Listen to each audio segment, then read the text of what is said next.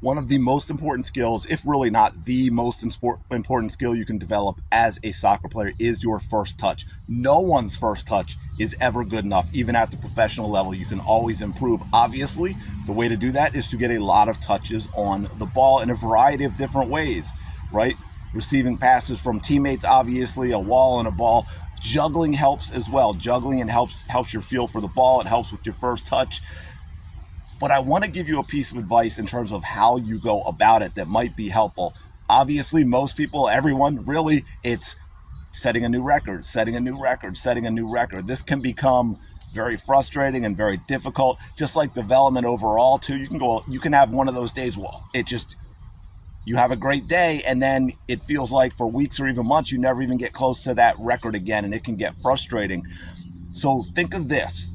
I want you to focus on your total number of juggles, your total number of touches when you are juggling, even if the ball drops. If you get 3 and it drops, and then you get 6 and it drops, you get 3 more and it drops, right? You have 12 total touches for that session, and keep track. It's a lot easier to track that and improve on that number than it is to always be focused on the record.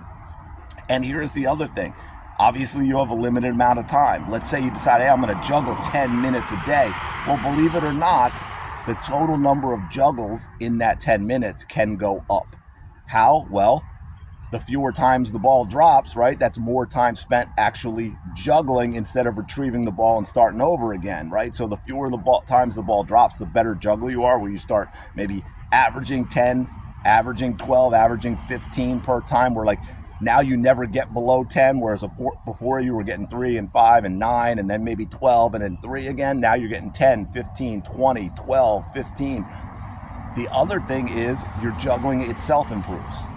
If you ever watch a great juggler, you see that they get a lot more juggles, every 10 seconds or however you want to define it, because of the control, because of that touch that's improved. So whether it's a thigh or the foot, right, the ball is not coming up nearly as high. It's much smoother, right? They might get 100 juggles with their feet in the time that someone else can still get 100, but they don't have nearly as good of a touch. So maybe it takes them, instead of a minute, it takes them a minute and a half. So anyway, consider keeping track of the total number of touches when you juggle. Don't leave out the record thing. That's important. I think that helps a lot with motivation and everything. So track that as well.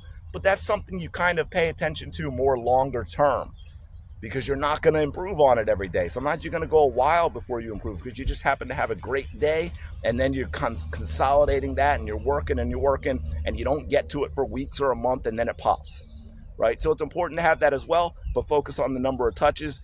I think you'll find that will help out tremendously. I'll talk to you in the next video.